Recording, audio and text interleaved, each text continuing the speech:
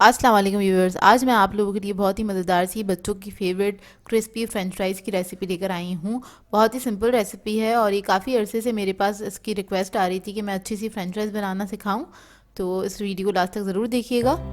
अगर आप मेरे चैनल पर नए हैं तो मेरे चैनल को सब्सक्राइब करें और साथ ही साथ बेल आइकन को क्लिक करना ना भूलें। इससे मेरे आने वाली हर वीडियो की नोटिफिकेशन आपको सबसे पहले मिलेगी। मेरी वीडियोस अच्छी लगे तो उसको लाइक करें और इसको शेयर भी ज़रूर करें। तो चलिए आइए वीडियो स्टार्ट करते हैं। तो इसके लिए मैंने लिए हैं आलू 1 किलो और उसको मैंने छील लिया है। और कोशिश कीजिएगा एक साइज़ के आलू हों ताकि जो फ्रेंच फ्राइज़ हैं वो भी हमारी एक साइज़ की बने।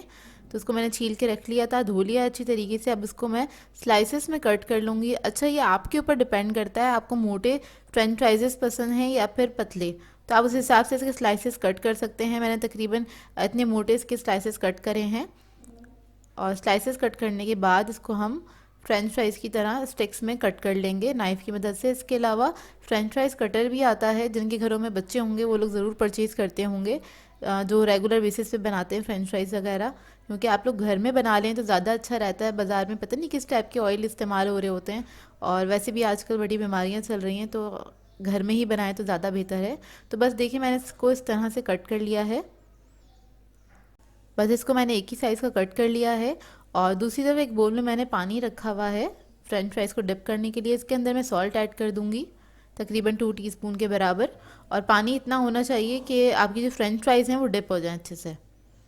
तो बस मैं सारी फ्रेंच फ्राइज़ कट करके इसी पानी में डिप कर लूँगी।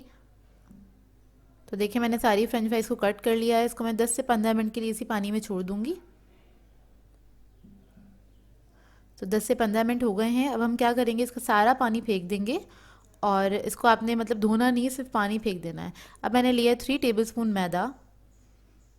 इसके अंदर मैं ऐड करूँगी कॉर्नफ्लोर 3 टेबलस्पून। अच्छा, आप लोग खाली मैदा भी ले सकते हैं या फिर खाली कॉर्नफ्लोर भी ले सकते हैं, आपकी अपनी चॉइस है। इन दोनों में से कोई एक चीज़ भी ले सकते हैं। तो मैं दोनों चीज़ें ले रही हूँ। इसको हम मिक्स कर देंगे अच्छी तरीके से। इससे क्या होता है, एक अच्छी सी कोटिंग हो जाती है फ्रेंच फ्राइज़ पे, और बहुत ज़्यादा क्रिस्पी रहती हैं और बहुत देर तक क्रिस्पी रहती हैं। अब एक दूसरे बोल में हम निकाल लेंगे फ्रेंच फ्राइज़ को। और कोशिश कीजिएगा इसके अंदर पानी ना हो, हल्की सी नमी तो होगी, मतलब बस पानी नहीं होना चाहिए। पानी आपने सारा इसको ड्रेन कर देना है जो फ्रेंच फ्राइज़ का। और अब मैं इसके ऊपर इस तरह से मैदा जो है उसको छिड़क दूंगी। और इसी तरह से आपने छिड़कना है। उसके बाद आपने हाथों से मिक्स कर लेना है, हल्के हाथ से मिक्स करिएगा कि हल्की सी एक कोटिंग सी हो जाए इसके ऊपर। और बस इसको आपने इस तरह से टॉस करते रहना है। सारा मैदा मैं इसी के ऊपर डाल के इस तरह से इसको टॉस करके रख दूंगी। और ऑयल मैंने रख दिया है गरम करने के लिए। इसको हम फ्राई करेंगे लो मीडियम फ्लेम पे। तो बस इसको मैं अच्छे से टॉस कर रही हूँ। और इस स्टेज पे आप लोग चाहें तो कोई स्पाइसेस भी ऐड कर सकते हैं अगर आप लोगों को पसंद है तो देखिए अच्छे से इस पर कोटिंग हो गई है। और अब मैंने ऑयल गरम करने रख दिया था, तो ये सारी फ्रेंच फ्राइज़ में थोड़ी थोड़ी सी करके ऑयल में ऐड कर दूंगी। और पहले हम इसको कुक करेंगे 2 से 3 मिनट तक लो मीडियम फ्लेम पे। फिर उसके बाद हम इसकी फ्लेम बढ़ा देंगे हाई फ्लेम पे, फिर हम इसको कुक करेंगे। और इसमें चमचा आपने नहीं चलाना है, इसको छोड़ दीजिएगा 5 से 7 मिनट के लिए। उसके बाद आपने इसको हल्के हल्के से टर्न करना है, नहीं तो इसकी कोटिंग निकल जाएगी। और अगर फ्रेंच फ्राइज़ पे कोटिंग ना भी हो तब भी फ्रेंच फ्राइज़ डैमेज हो जाती हैं ज़्यादा, उसमें आप अगर चमचा चलाएंगे तो। इसको छोड़ दें 5 से 7 मिनट के लिए। उसके बाद आपने थोड़ा सा हिला लेना है इसको।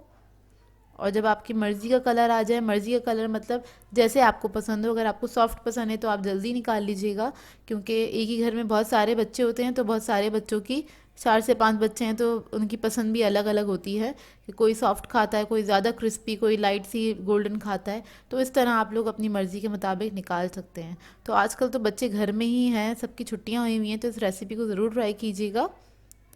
तो ये देखिए फ्रेंच फ्राइज़ मैंने निकाल ली हैं, बहुत मज़ेदार सी फ्रेंच फ्राइज़ रेडी हैं, बिल्कुल बाज़ार जैसी। और बाज़ार से लेने की ज़रूरत नहीं है, आजकल तो थोड़ा अवॉइड करें तो ज़्यादा बेहतर है।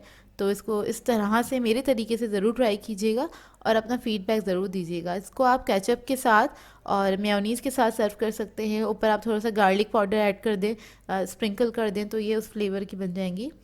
सो व्यूअर्स, अगर आप लोगों को मेरी रेसिपीज़ अच्छी लगती हैं तो मेरे चैनल को सब्सक्राइब करें, लाइक करें, कमेंट ज़रूर किया करें, शेयर भी ज़रूर किया करें अपने फ्रेंड्स के साथ, फैमिली के साथ। तो मुझे अपनी दुआ में याद रखिएगा। अल्लाह हाफ़िज़।